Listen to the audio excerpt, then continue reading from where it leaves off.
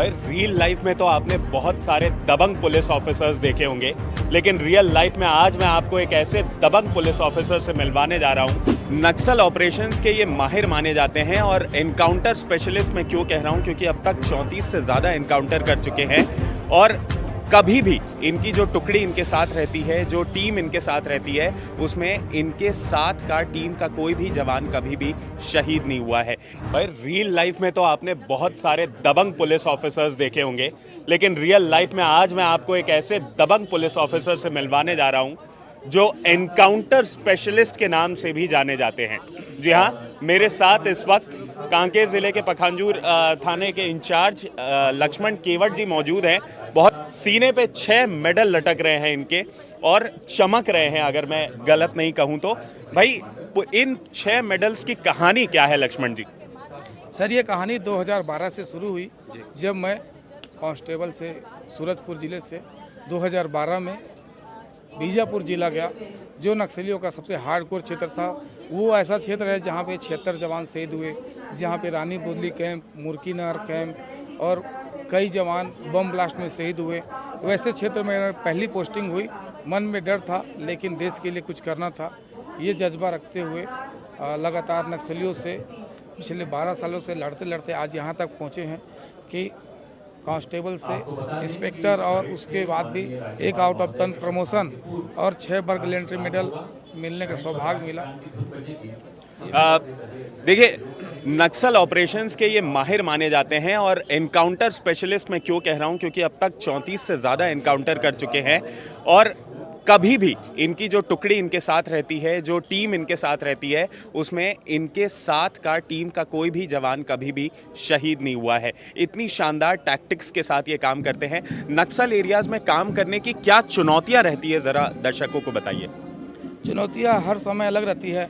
जैसे नक्सल ऑपरेशन बारिश के समय में हुआ तो सभी नदी नाले भर जाते हैं। तो कभी कभी ऐसा होता है कि जब हम कैंप से निकले हैं, थाने से निकले हैं, तो चले गए अंदर 10 किलोमीटर 15 किलोमीटर, उसके बाद बारिश शुरू हो गया तो वापसी में आते समय पूरे नदी नाले भरे रहते हैं। अब उसको पार करने का मतलब ज़्यादा प्रॉब्लम होता है। पार करने में भी उससे भी ज़्यादा प्रॉब्लम ये होता है कि जैसे हम 15 किलोमीटर 20 किलोमीटर 25 किलोमीटर गए या नाइट हल्ट कर दिए और उस दौरान बारिश हो गया, तो ये खबर नक्सलियों तक भी पहुंच जाता है कि बारिश हो गई तो ये लोग उस नदी को ज़रूर क्रॉस करेंगे। तो वो लोग आके वहाँ एम्बुश लगाए रहते हैं। तो हमारे पास दो उस समय मतलब वो रहता है कि चुनौतियाँ कि अब नदी पार भी करना है और जवानों को सेफ भी रखना, फायरिंग भी होगा, तो हमको हो सके तो रात वहाँ रुकना पड़े और कैसे सुरक्षित निकले, कैसे क्या करें, ये थोड़ा उस समय दिमाग पे थोड़ा संघर्ष करना पड़ता है कि फिर भी उन सब चुनौतियों को पार करते हुए वहाँ से निकले। और जैसे धूप काल का समय रहता है, गर्मी का समय रहता है, तो हर जगह पानी नहीं मिलता है, नदी नाले सूख जाते हैं और फिर हमको गांव के पास में आके गांव का जो हैंड पंप है, बोरिंग है, वहाँ का पानी भरना पड़ता है। तो बहुत बार नक्सलियों को ये सब पूरी बात नक्सलियों को पता है, क्योंकि भौगोलिक स्थिति हमसे ज़्यादा अच्छा वो जानते हैं। क्योंकि नक्सल जो गांव है, ऐसे गांव जहां नक्सली अपनी पूरी तरह से अपने कब्जा में करके रखे हैं, उनको ये मालूम है कि फोर्स अगर यहाँ आई है और इधर घूम रही है, सर्चिंग कर रही है, तो ये लोग पानी इनके पास नहीं होगा, पानी ख़त्म हो गया होगा। तो ऐसे बोरिंग या ऐसे पानी वाले स्थल जहाँ पे पुलिस पार्टी लेने जाएगी, वहाँ पे आईडी प्लांट किए रहते हैं और कैमोफ्लेज कर देते हैं, ताकि किसी को उसमें मतलब पता न चले और उसमें पुलिस जो गश्त वाली पार्टी है वो आए और ट्रैप हो जाए। तो आप लोग किस तरीके से ध्यान रखते हैं और ये छठे मेडल के पीछे की कहानी क्या है, किस वजह से आपको ये छठा मेडल प्राप्त हुआ है, ज़रा दर्शकों को? ये 6वां नंबर मेडल जो है राजनांदगांव जिले में 3 अगस्त 2019 को बाग नदी थाना क्षेत्र के शेर पार काला पहाड़ी में ये पुलिस और नक्सलियों के बीच मुठभेड़ हुआ था, जिसमें एक डीवीसी सुखदेव समेत 4 महिला नक्सली, टोटल 7 लोग को हम लोगों ने इनकाउंटर किया था। और इनकाउंटर करने के बाद उस समय बारिश बहुत ज़्यादा हो रही थी, नदी नाले जो थे वो पार करने के योग्य नहीं थे। फिर भी हम लोगों ने वरिष्ठ अधिकारियों का जो सूचना उनको मिला था कि ये किसी ग्रामीण को मारने वाले हैं, उसको रोकना है। इसको रोकने के लिए हम लोग वहाँ गए थे, लेकिन नक्सलियों ने हमारे ऊपर ही अटैक कर दिया, हमारे ऊपर ही एम्बुश कर दिया। तो हम लोगों ने आत्मसुरक्षार्थ में नक्सलियों को जब फायरिंग से दिया तो उनके 7 कैडर वहीं पर ढेर हो गए। तो इस उपलक्ष्य में मुझे आज 6वीं बार राष्ट्रपति वीरता पुरस्कार से सम्मानित होने का अवसर प्राप्त हुआ। लक्ष्मण जी, नक्सलियों को आप बहुत करीब से जानते हैं, किस तरीके से वो ऑपरेट करते हैं, क्या उनकी मेंटालिटी रहती है। कई बार ऐसा भी होता है कि जो नक्सली हैं वो मेन जो धारा है उसमें जुड़ते हैं और वो बताते हैं कि उनकी लाइफ कैसे होती है। तो क्यों वो इतना एक्टिव हैं और क्या तरीका है कि इसको सैबोटाज किया जा सकता है, इसको कम किया जा सकता है? सर, नक्सलवाद जो हमारे छत्तीसगढ़ में 80 के दशक में आया है, तेलंगाना और आंध्र प्रदेश के जो शीर्ष नेतृत्व कर रहे हैं नक्सलियों का, उनके द्वारा आया है। और यहाँ पे भोली भाली जनता को बहला फुसला के तेंदुपत्ता हो गया, बांस कटाई हो गया, ऐसे चीज़ों में उनको ठेकेदारों के माध्यम से पैसा दिला के उनका विश्वास जीतने में वो लोग कामयाब रहे। और आज ये स्थिति है कि छत्तीसगढ़ में जो दक्षिण बस्तर और पश्चिम बस्तर के एरिया होता है, जहाँ की बाल संगम के रूप में जो नक्सल कैडर का शुरू से ही भर्ती करते, शुरू से ही माइंड वॉश करके रखते हैं, जिसके कारण वो लोग 15 साल, 13 साल, 14 साल आते आते तक के लोगों के हाथों में हथियार दे देते हैं, जिनको शासन के बारे में कुछ जानकारी नहीं है, कोई भी जानकारी नहीं है, लेकिन माइंड वॉश करके उनको शासन पुलिस फोर्स से लड़ाया जाता है। और ये पूरा जो नक्सल क्षेत्र है, अब उन क्षेत्रों में शासन के द्वारा, हमारे राज्य सरकार के द्वारा अंदरूनी क्षेत्रों में कैंप लगा के इनको जागरूक किया जा रहा है। उनको जो मूलभूत सुविधाएं हैं, बिजली हो गई, शिक्षा हो गई, रोड हो गया, इन सब से जोड़ा जा रहा है ताकि उन लोगों को माइंड वॉश न किया जा सके। कोई एक ऐसी घटना आप बताइए, या एक से ज़्यादा घटना भी बता सकते हैं कि भाई जब ऐसा लगा हो कि बस अब तो खेल खत्म है बॉस, अब तो यहाँ से वापसी मुश्किल है, या ऐसी जगह जब आप बहुत ज़्यादा फंस गए हो और नक्सलियों ने आपको चारों तरफ से घेर लिया हो, ऐसी कोई घटना जब ऐसा लगा हो कि भाई परिवार की याद आने लग गई हो, ये या डर लगा हो कि भाई यहाँ से कैसे निकलूँ? जब भी मैं नक्सल क्षेत्र जैसे दक्षिण बस्तर हो गया, वहाँ हिड़मा कमांडर है, तो उस जगह जाने के लिए मेरे दोस्त हैं 2 लोग, रमाकांत तिवारी निरीक्षक है अभी जगदलपुर में, एक रामेश्वर देशमुख, वो है बांदे टीआई। तो हम लोग तीनों का अलग प्लान होता था, हम अधिकारियों को अलग प्लान बताते थे, सर हम यहाँ जाएंगे। हम लोग जहाँ 76 जवान शहीद हुए ताल मेटला पामेड़ थाने से निकली थी हमारी पार्टी, जहाँ अभी कुछ दिन पहले 400 नक्सली धारावरम कैंप पे अटैक किए, तो वहाँ से निकले थे। और हम लोग उस जगह को देखने के लिए गए थे कि कहाँ पर 76 जवान हुआ था, कि घटना हुई थी। तो वो जवान जहाँ पे हुए थे, तो उस जगह हम लोग बहुत बड़े बड़े नक्सलियों के पुराने कैंप मिले, और हम लोगों ने बहुत प्रयास किया कि आके नक्सली हमसे लड़े, क्योंकि हम लोग कभी भी नक्सल फील्ड में काम करना है, मेरा जो अनुभव कहता है उसमें आपका टीम वर्क होना बहुत ज़रूरी है। टीम वर्क का मतलब आपके साथ ऐसे आपके दोस्त रहें जो कि आपकी टीम फंस गई, अलग अलग 3 टीम 4 टीम जितना भी हमको रखना है ऑपरेशन के लिए ले जाए, लेकिन जैसे भी कभी कोई टीम फंस गई जिसके साथ मुठभेड़ शुरू हो गया, तो आपके सपोर्ट में वो आए। तो ये मेरे ऐसे 2 दोस्त थे जो कि वो जानते थे कि वो फंस जाएगा तो मैं आऊँगा, भले से गोली लगेगा तो लगेगा, मैं फंस जाऊँगा तो वो लोग आएगा। तो हम लोगों ने आपस में ऐसे हिम्मत करके ऐसे बहुत सारे क्षेत्र से, जैसे पुवर्ती गांव है, ये जो बटालियन कमांडर हिड़मा है जिसका बहुत चर्चा है, उसके गांव में हम लोग गए और 3 दिन तक हम लोगों ने प्रयास किया कि वो लोग आके हमसे लड़े। और उनका जो स्कैनर था, मोबाइल हमारा जो वायरलेस सेट होता है उसका हम लोग का स्कैन हो रहा था, वो भी हमारा सुन रहे थे, हम भी उनका सुन रहे थे। तो हम लोग 2 रात वहाँ उसके गाँव के आसपास में घूमते रहे। वो भी हमारे ऊपर बहुत सारा अटैक करने का प्रयास किए, हम लोग भी किए, उनको भी सफलता नहीं मिली, हमको भी सफलता नहीं मिली। और डर का कभी नहीं आया। जब कभी ऐसे क्षेत्र में गए तो पूरी तैयारी के साथ गए कि कभी अच्छा होता है तब क्या करेंगे, और कुछ नुकसान हो गया तब क्या करेंगे। फंसने वाली कोई घटना जहां पर आपकी प्लाटून या आपकी टीम जो है वो फंसी हो कहीं पर, कोई बहुत ही ज़्यादा ग्रेव इंसिडेंट जहां पर ऐसा भी हुआ कि आपके साथी घायल हुए हों?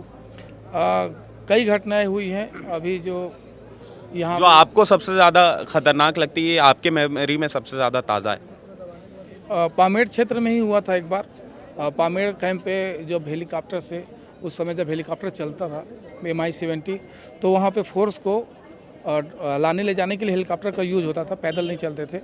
फिर वहाँ पे बीजापुर ज़िले में जब हमारे कल्लूरी साहब वहाँ IG हुआ करते थे, और KL ध्रुव साहब SP थे, इंदिरा कल्याण एलेसला साहब एडिशनल SP थे।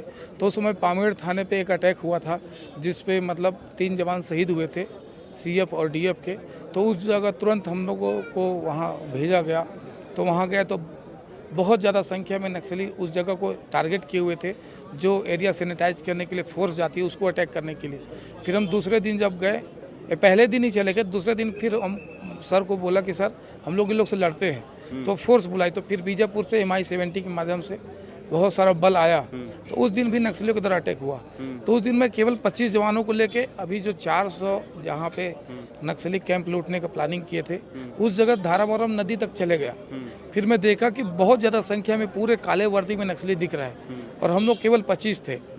फिर 25 थे, उसके बाद UBGL फायरिंग किए, उन लोग भी फायरिंग किए, हम लोग भी किए।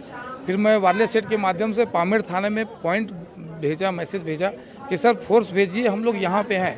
फिर GR बताएं ग्रेड रेफरेंस वहाँ पे पहुँचने के लिए। तो उस समय फिर 35 जवान आए, तो टोटल हम लोग 60 जवान थे। और नक्सली हमको मतलब नदी के पास में आने के बाद 4 किलोमीटर कैंप था वहाँ से, तो फोर्स आते तक में हमको नक्सली घेरना शुरू कर दिए थे। फिर दोनों साइड से बहुत ज़्यादा फायरिंग हुई, तो हम लोग केवल 60 जवान थे जो नक्सलियों को बहुत दूर तक दौड़ाए। फिर उसके बाद उसमें एक नक्सली की तरफ से एक लड़का सरेंडर हुआ। तो जब इंट्रोगेशन कर रहे थे तो मैं इंट्रोगेशन किया, मैं बोला वो पामेड़ वाला घटना में क्या क्या हुआ था। तो बोला सर उस समय TC चल रहा था और हेलीकॉप्टर को हमको गिराना था। तो हेलीकॉप्टर गिराना था, लेकिन जवान थे तो हेलीकॉप्टर को हम लोग फायर नहीं कर पाए और जवानों को ही हम लोग मारे। फिर तो 3 जवान मारे। फिर मैं बोला कि दूसरे दिन जब पुलिस पार्टी दौड़ाई थी तो क्यों भागे फिर? तो बोले सर वो लगता है कि ग्रे हाउस वाले फोर्स आ गए थे और हम लोग भागना पड़ा। तो बोला तुम्हारा संख्या कितना? तो बोला हम लोग 180 लोग थे लड़ने वाले, खाना बनाने वाले अलग। तब फिर मुझे ऐसा लगा कि हम लोग 60 लोग थे, वो लोग 180 लोग थे। तब मुझे ऐसा लगा कि आपने तो भाई बहुत बुरी तरीके से पराजित किया है उन्हें, और एक जो डर होता है ना, खौफ, वो क्रिएट करना ज़्यादा ज़रूरी है। मेरा आखिरी सवाल, अमित शाह यहाँ कहकर गए हैं कि भाई नक्सलवाद को पूरी तरीके से साफ कर देंगे। भाजपा की सरकार भी जब से आई है, मुख्यमंत्री विष्णुदेव साय खुद कह रहे हैं कि भाई नक्सलवाद का सफाया हो जाएगा। विजय शर्मा लगातार ऐसे बयान देते आ रहे हैं। क्या आपको लगता है कि छत्तीसगढ़ में नक्सलवाद का सफाया हो सकता है, और अगर हाँ तो कैसे? क्या कमी छूट रही है अभी कभी तो कुछ नहीं। ऐसे क्षेत्र जहाँ पे नक्सलियों का रेड कॉरिडोर माना जाता है, नक्सलियों जो पूरी तरह से वहाँ अपना जनताना सरकार चलाते हैं, वो दक्षिण बस्तर और पश्चिम बस्तर आता है। और भुजमाड़ का क्षेत्र जहाँ मतलब जाने के लिए रास्ता भी नहीं है और वहाँ पे नक्सलियों के बड़े कैडर रहते हैं। तो शासन अभी लगातार बहुत अच्छा काम कर रही है। ऐसे क्षेत्र में जनता तक बिजली, शिक्षा, रोजगार, हॉस्पिटल, रोड, ये सभी जगह, ये सभी चीज़ उपलब्ध कराने में जगह जगह पे कैंप लगाते जा रहे हैं। और आने वाले 2-3 साल में ही इसका असर आपको देखने को मिलेगा। हमारे माननीय गृह मंत्री जी हैं, मुख्यमंत्री जी हैं, लगातार ऐसे क्षेत्रों में फोर्स को भेज रहे हैं। जनता को जो नक्सलियों के पूरी तरह से माइंड वॉश कर चुके हैं नक्सली, वैसे लोगों को समझाने का प्रयास किया जा रहा है। शासन की योजनाएं जो हैं जन जन तक पहुंचाने का प्रयास किया जा रहा, और ये बहुत ही आने वाले समय में सराहनीय रहेगा, क्योंकि इसका बहुत असर देखने को मिल रहा है। जो भी नक्सल सरेंडर होते हैं उन लोगों का कहना यही रहता है कि हमको तो पता ही नहीं है कि बाहर क्या हो रहा।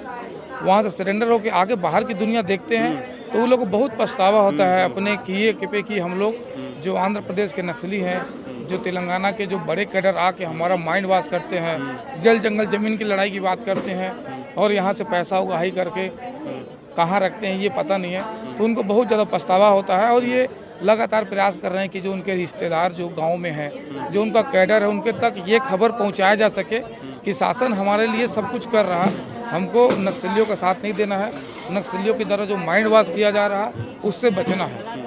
आखिरी सवाल, रिटायरमेंट के पहले कितने एनकाउंटर का टारगेट आपने रखा हुआ है?